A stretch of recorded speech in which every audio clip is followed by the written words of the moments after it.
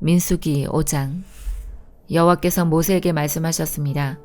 이스라엘 백성에게 명령하여 누구든지 문둥병에 걸린 사람은 진 밖으로 쫓아내도록 하여라. 그리고 피와 고름이 흘러나오는 악성 피부병 환자와 시체를 만진 사람도 쫓아내어라. 남자든 여자든 가릴 것 없이 진 밖으로 쫓아내어라. 그래서 내가 너희와 함께 사는 이 진을 더럽히지 마라. 이스라엘은 하나님의 명령에 복종했습니다. 그들은 여호와께서 모세에게 명령하신 대로 그런 사람들을 진 밖으로 쫓아냈습니다. 여호와께서 모세에게 말씀하셨습니다. 이스라엘 백성에게 전하여라. 남자든 여자든 다른 사람에게 어떤 잘못을 행하여 여호와를 배반하고 죄를 저질렀을 때는 자기 잘못을 고백하고 손해를 본 사람에게 다 갚도록 하여라. 갚을 때에는 5분의 1을 더해서 갚아야 한다. 만약 피해를 본 사람에게 보상을 받을 만한 가까운 친척이 없으면 잘못을 저지른 사람은 여호와께 갚아야 하고 그 갚은 것은 제사장의 몫이 될 것이다. 제사장은 순양을 제물로 바쳐서 잘못을 저지른 사람의 죄를 씻는 예식을 행하여라. 이스라엘 백성이 바치는 모든 거룩한 예물 가운데서 이스라엘 백성이 제사 지낼 때 제사장에게 가져온 것은 제사장의 몫이다. 모든 거룩한 예물은 바친 사람의 것이다. 그러나 그것을 제사장에게 주었으면 그것은 제사장의 것이 된다. 여호와께서 모세에게 말씀하셨습니다. 이스라엘 백성에게 전하여라.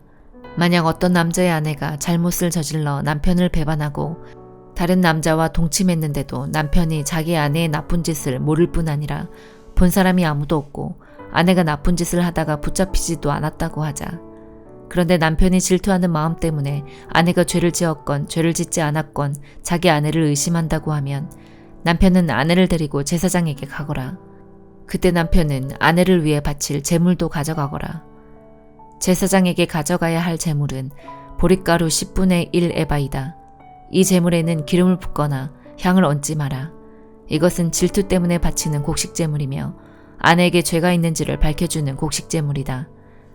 제사장은 여자를 가까이 오게 해서 여호와 앞에 세워라. 제사장은 거룩한 물을 오지그릇에 담아다가 성막의 바닥에 있는 흙을 그 물에 타라. 제사장은 여자를 여호와 앞에 서게 하고 머리를 풀게 한 다음에 질투 때문에 바치는 곡식제물을 여자에게 주어서 들고 있게 하여라. 그리고 제사장은 저주를 내리는 쓴물을 들어라. 제사장은 여자에게 맹세를 시키고 여자에게 이렇게 물어보아라. 그대는 다른 남자와 동침한 일이 없는가? 그대는 남편을 배반하여 몸을 더럽힌 일이 없는가? 만약 그런 일이 없다면 저주를 내리는 이 물이 결코 그들을 해치지 못할 것이다. 그러나 만약 그대가 남편을 배반하였거나 남편 말고 다른 남자와 함께 누웠다면 이때 제사장은 여자에게 저주를 받아도 좋다는 맹세를 하게 하고 이렇게 말하여라. 여호와께서 네 넓적다리를 떨어져 나가게 하고 네 배는 부어오르게 하셔서 네 백성 가운데 본보기가 되게 하실 것이다. 그러므로 저주를 내리는 이 물이 그대의 몸에 들어가서 그대의 배를 부어오르게 할 것이고 넓적다리를 떨어져 나가게 할 것이다. 그러면 여자는 그렇게 되기를 바란다고 말해야 한다. 제사장은 이 저주를 글로 써서 그 쓴물에 담가 씻어라. 그런 다음에 제사장은 여자에게 그 저주를 내리는 물을 마시게 하여라. 그 물을 마시면 여자의 몸이 아프게 될 것이다. 제사장은 질투 때문에 바치는 곡식제물을 여자에게서 받아서 여호와 앞에 드리고 제단으로 가져가거라. 그리고 제사장은 곡식을 한 움큼 지어 전체를 바쳤다는 뜻으로 그것을 제단 위에서 태워라. 그런 다음에 여자에게 그 물을 마시게 하여라. 제사장은 여자에게 물을 마시게 한 다음 여자가 몸을 더럽히지 않았는지를 살펴보아라. 만약 여자가 남편에게 죄를 지었다면 물이 몸속에 들어갔을 때에 여자의 배가 부어오를 것이고 넓적다리는 떨어져 나가게 될 것이다. 또한 백성 가운데서 저주거리가 될 것이다. 그러나 만약 여자가 몸을 더럽히지 않아서 깨끗하다면 해로운 일도 일어나지 않을 것이고 아이도 낳을 수 있을 것이다. 이것은 질투에 관한 가르침이다. 이것은 여자가 남편을 배반하고 몸을 더럽혔을 때에 지켜야 할 율법이다. 또한 남편이 자기 아내에게 질투할 때도 남편은 아내를 여호와 앞에 세워야 하며 제사장은 위에서 말한 모든 일을 해야 한다. 이것은 율법이다. 만약 남편이 옳다면 여자는 죄의 대가를 받을 것이다. 시편 39편. 내가 이렇게 말했습니다. 나는 행동을 조심하고 내 혀로 죄를 짓지 않겠다. 못된 사람들이 내 주위에 있는 한 나는 입을 열지 않을 것이다. 그래서 나는 침묵하고 지냈습니다. 심지어 좋은 말이라도 입 밖에 내지 않았습니다. 그러나 내 마음은 점점 괴로워졌습니다. 점점 속에서 열이 끓어오르기 시작했습니다. 생각하면 할수록 화가 치밀어 올랐습니다. 나는 견디다 못해 말했습니다. 여호와여, 내 인생의 마지막이 언제이며 어느 때에 내 삶의 끝이 오는지 알려주소서. 나의 삶이 날아가는 화살 같다는 것을 알았습니다. 주님께서 내게 고작 한 뼘밖에 안 되는 짧은 인생을 주셨습니다. 내 일생이 주님 앞에서는 아무것도 아닙니다. 사람들의 일생은 한순간의 입김일 뿐입니다. 셀라. 사람의 분주한 인생은 마치 신기루와 같습니다. 이리저리 돌아다녀 보지만 결국 모두 헛것입니다. 재물을 모아 쌓아두지만 누가 그것을 가져가는지 알지 못합니다. 주님, 내가 무엇을 추구해야 한단 말입니까? 주님만이 나의 소망이십니다. 주님께서 내가 지은 모든 죄에서 나를 건져주소서. 어리석은 자들이 나를 비웃지 못하게 하소서. 나는 침묵했습니다. 내가 입을 열지 않았습니다.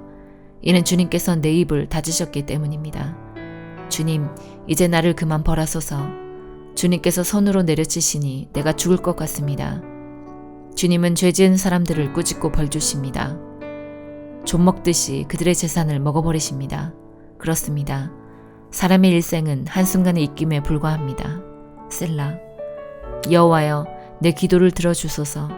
도움을 청하는 나의 부르짖음에 귀를 기울여 주소서. 나의 울음소리를 못 들은 채 하지 말아주소서. 나그네와 같은 내가 주님과 함께 있습니다. 우리 조상들처럼 내가 이방인으로 여기에 살고 있습니다. 내게서 눈길을 돌려주소서. 그러면 내가 다시 즐겁게 살다 갈 수 있을 것입니다. 아가 3장. 밤이면 밤마다 침상에서 내 마음을 사모하는 자를 찾네. 찾고 찾았으나 찾지 못하였네. 불렀으나 대답이 없네. 이제 일어나 도성의 거리와 광장으로 나가서 내 사랑을 찾으리라. 내가 그를 찾았으나 찾지 못하였네. 순찰 다니는 야경꾼들이 나를 발견했네. 당신들 내 사랑을 보셨나요? 그들을 지나치자마자 내가 사랑하는 사람을 찾았네. 내가 그를 붙잡아서 내 어머니의 집으로 데리고 왔네. 나를 임신한 바로 그 방으로 데리고 왔네. 예루살렘 아가씨들이여, 내가 노루와 들사슴으로 당신들에게 부탁합니다. 제발 내 사랑이 원할 때까지 깨우지 마세요. 제발 내 사랑을 깨우지 마세요. 마치 연기 기둥같이 유향과 향료 냄새를 풍기며 광야에서부터 올라오는 것은 무엇입니까? 보세요. 그것은 솔로몬이 타고 오는 가마랍니다. 이스라엘 용사 60명이 호위하네요. 다 칼을 잡은 전쟁에 능숙한 용사들, 각자 옆구리에 칼을 차고 밤중에 어떤 폭동이라도 막을 준비를 하였네요. 솔로몬 왕은 레바논의 목재로 자기가 탈 가마를 만들었습니다. 그 기둥들은 은으로, 바닥은 금으로 만들었습니다.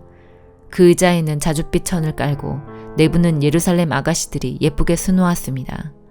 시온의 아가씨들이여, 나와서 면류관을 쓴 솔로몬 왕을 보세요. 그의 결혼식 날, 그의 마음이 설레이던 날, 그의 모친이 그의 머리에 씌워준 면류관이 그 머리에 있네요. 히브리서 3장. 그러므로 거룩한 형제 여러분, 예수님에 대해서 깊이 생각하십시오. 여러분은 모두 하나님께서 부르신 사람들입니다. 하나님께서 우리에게 보내신 예수님은 우리 믿음의 사도이며 대제사장이 되십니다. 하나님의 집에서 모세가 그분이 바라시는 대로 충성을 다했던 것처럼 예수님도 하나님께 충성하였습니다. 집주인이 그 집에서 다른 사람들보다 더 큰 영광을 누리듯이 예수님 역시 모세보다 더 큰 영광을 받으실 분입니다. 어느 집이든 그 집의 주인이 있듯이 모든 것의 주인은 하나님이십니다. 모세는 하나님의 집에서 종으로 충성하였습니다. 또 그는 하나님께서 앞으로 말씀하시려는 것들을 전하였습니다. 그러나 그리스도는 하나님의 집을 맡은 아들로서 충성하였습니다. 우리가 만일 믿음 위에 굳게 서서 큰 소망을 가진 것을 자랑스럽게 생각한다면 우리는 하나님의 가족입니다. 그러므로 성령님도 이렇게 말씀하셨습니다. 오늘 그가 하시는 말씀에 귀를 기울여라. 이전에 광야에서 하나님을 시험하던 것처럼 고집을 부리지 마라. 내 조상들은 광야에서 40년 동안 내가 한 일을 보았다. 그러나 그들은 나를 떠보고 나의 인내를 시험하였다. 내가 분노하여 그들에게 그들이 내게 충성하지도 않고 나의 길도 이해하지 못하는구나 라고 말했으며 내가 노하여 맹세하기를 그들은 안식처가 될 약속의 땅에 결코 들어오지 못할 것이다 라고 하였다. 그러므로 형제 여러분, 그 어느 누구라도 악한 생각을 품거나 믿음을 소홀히 하지 마십시오. 그런 마음은 살아계신 하나님을 따르는데 방해가 될 뿐입니다. 오히려 오늘이라고 부르는 이 시간에 서로를 더욱더 격려하십시오. 죄와 속임수로 마음이 완고해지는 사람이 없도록 서로서로 돕기 바랍니다. 우리가 처음에 가졌던 굳은 믿음을 끝까지 지키면 그리스도 안에서 모든 것을 함께 누리게 될 것입니다. 이것이 바로 성경에서 말하고 있는 것입니다.